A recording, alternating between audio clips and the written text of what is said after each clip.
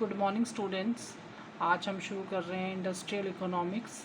ये theoretical subject है और इसका इंट्रोडक्शन पार्ट है इंडस्ट्रियल इकोनॉमिक्स। हम पहले भी डिस्कस कर चुके हैं सिलेबस वाइज कि इसमें कुछ वीके की कोई भी बुक अवेलेबल नहीं है और इसलिए हमें इसे with the help of internet and with the help of class notes हम ये सब्जेक्ट कंप्लीट करेंगे। सो आज स्टार्ट करते हैं इंट्रोडक्शन ऑफ इंडस्ट्रियल इकोनॉमिक्स। इस टॉपिक में हम कवर करेंगे meaning of industrial economics, need of industrial economics, objective, scope and importance. ये हमारा फर्स्ट टॉपिक है। Let's start. Firstly introduction to industrial economics. हमें we should know the meaning of industry as well as industry and economics. So industry is an economic activity where raw material is converted into finished goods.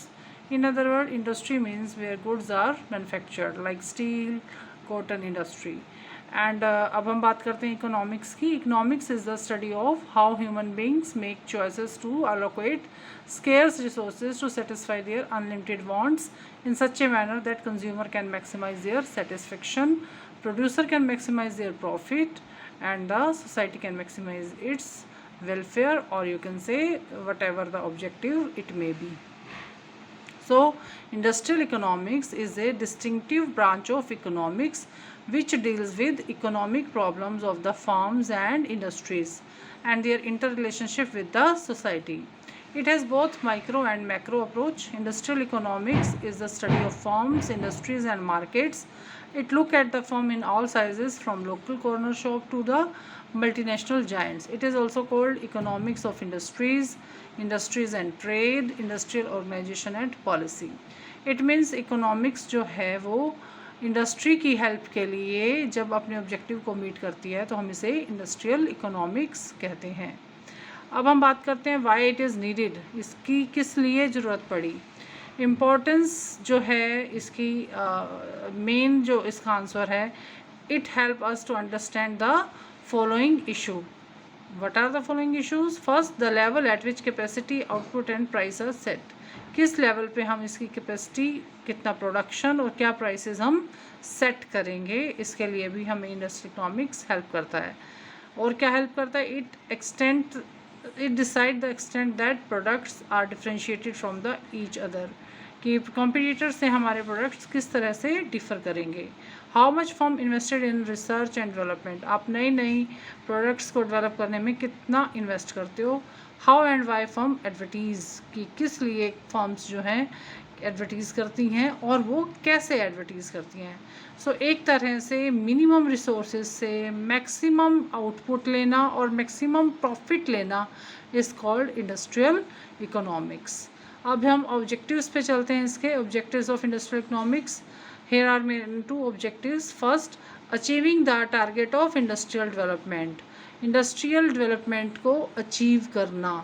And second, provide the information related to natural resources और industrial climate.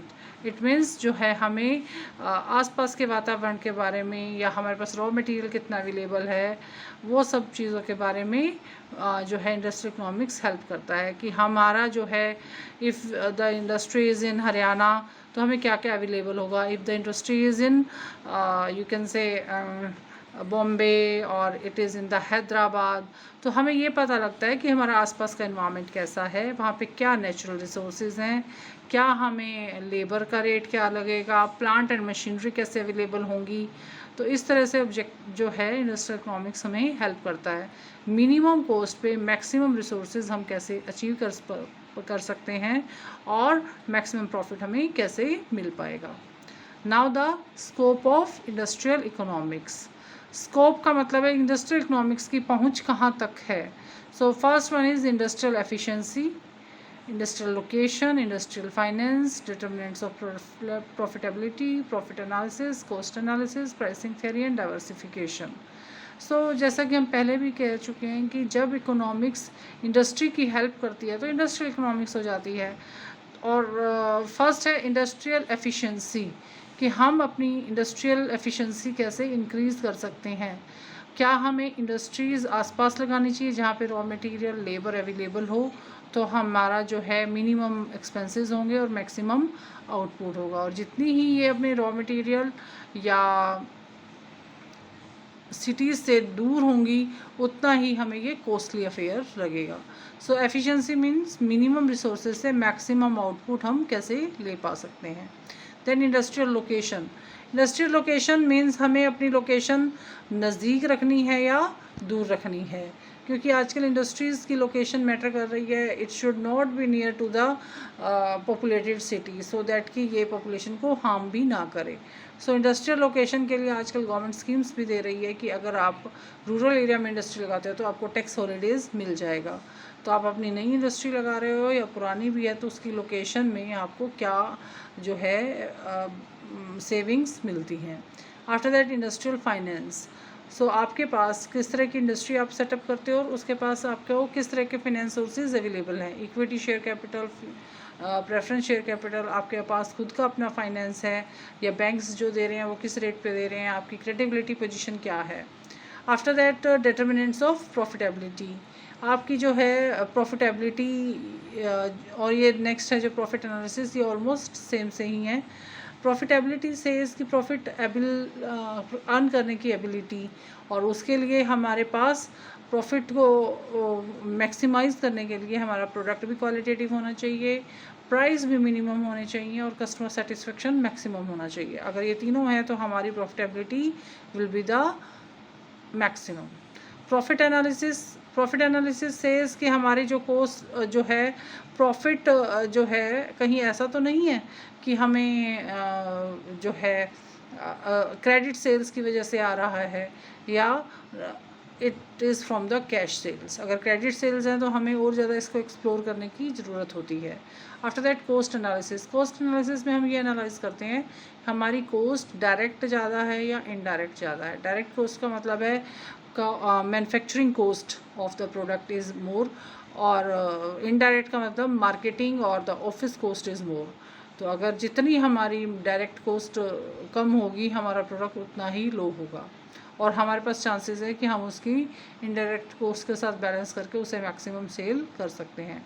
After that pricing theory says कि हमें prices किस तरह से रखने चाहिए। Market skimming करनी चाहिए या पेनिट्रेशन करनी चाहिए।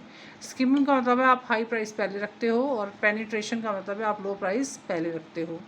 So it depends. अगर कोई भी चीज़ है लाइक मोबाइल फ़ोन्स की भी हम बात करते हैं तो मोबाइल फ़ोन जब नया लॉन्च होता है तो इसकी मार्केट स्कीमिंग होती है। इट मीन्स पहले हाईएस्ट प्राइस चार्ज करो, जैसे जैसे नई टेक्नोलॉजी आएगी वो पुरानी टेक्नोलॉजी हमारी जो है वो डिप्लीट हो जाएगी तो हम जो है उसके प्राइसेस कम हो जाते हैं। इट डिपेंड कि आप कौन सी पॉलिसी प्राइसिंग के लिए यूज़ करते हो। आफ्टर दैट डाइवर्सिफिकेशन सेज कि आप एक ही तरफ प्रोडक्शन ना करके डिफरेंट मोड ऑफ प्रोडक्शन को आप जो है यूज़ करते हो। लाइक जो है हमारे विप्रो है वो फूड प्रोडक्ट्स भी बनाती है और कंप्यूटर प्रोडक्ट्स भी बनाती है, सो दैट कि अगर एक में लॉस चल रहा है तो दूसरे के प्रॉफिट से उसको कंपनसेट किया जा सके। सो इंडस्ट्रियल इकोनॉमिक्स ये सब को हेल्प डिसाइड करने में हेल्प करता है। Now the importance of industrial economics. हमें ये अब तक समझ में आ गया कि इंडस्ट्रीज़ में इकोनॉमिक्स घुसाओ तो मिनिमम कॉस्ट और मैक्सिमम प्रॉफिट की हम बात करते हैं। तो हमारे मिनिमम रिसोर्सेज हमारे लगने चाहिए और मैक्सिमम हमें प्रॉफिट होना चाहिए। सो इम्पोर्टेंस में हमारा अगर हमारी इंडस्ट्रियल इकोनॉमिक्स जो है प्रॉफिटेबल पोजीशन में रहती है तो इसकी इम्पोर्टेंस भी बढ़ जाती है। सो फर्स्ट इसमें आता है increasing per capita income.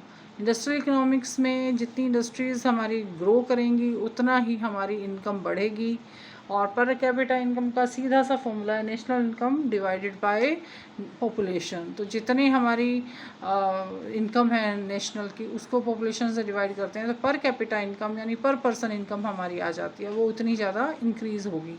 Rise in capital formation, जितने ज़्यादा प्रॉफिट्स होंगे उतने ही ज़्यादा हम सेव कर पाएंगे और उतना ही ज़्यादा हमें लोन पे कैपिटल लेने की ज़रूरत नहीं पड़ेगी और हमारी अर्निंग कैपेसिटी बढ़ेगी तो हमें लोन हमें ज़्यादा मिलेगा भी और हमें हमारे पास ऑप्शन रहेगा कि हम लोन लें, शेयर कैपिटल लें या हमारी सेविंग्स को यूज़ करें। Optimum utilisation of the resources, it means कि हम सारे रिसोर्सेज का मिनिमम कॉस्ट पर मैक्सिमम प्रॉफिट या ऑप्टिमम यूटिलाइजेशन हम कर सकते हैं। आफ्टर दैट प्रोवाइडिंग एम्प्लॉयमेंट, जितनी ज़्यादा इंडस्ट्रीज़ लगेंगी, safe and growing industries will create more employment opportunities for the general population. Stable economic growth, it means सारी इंडस्ट्रीज़ अगर हमारी अच्छी जा रही हैं तो हमारी इकोनॉमी की डेवलपमेंट और ग्रोथ जो है वो that will also be stable. Solving the problem of balance of payment, balance of payment का हमें बहुत अच्छी तरह से क्लियर है कि हमारे जो इम्पोर्ट्स और एक्सपोर्ट्स हैं वो इम्पोर्ट्स ज़्यादा हैं, एक्सपोर्ट्स कम है, तो बैलेंस ऑफ पेमेंट हमारा नेगेटिव हो जाता है। और एक्सपोर्ट्स ज़्यादा होंगे, इंपोर्ट कम होंगे, तो हमारे balance of payment will be positive. तो हमें जो है जितनी हमारी इनकम ज़्यादा होगी, हमारी बैलेंस ऑफ पेमेंट प्रॉब्लम भी उतनी ही जल्दी सॉल्व हो जाएगी। Agriculture improvement, agriculture improvements means आपकी जो है एग्रीकल्चर को अपडेटेड टेक्नोलॉजी के साथ आप अपने उसको अपडेट मैक्सिमम ग्रो कर सकेंगे, मैक्सिमम उसमें से आउटपुट जो है हम निकाल पाएंगे। सो ये हमारा इंट्रोडक्शन का ही टॉपिक था और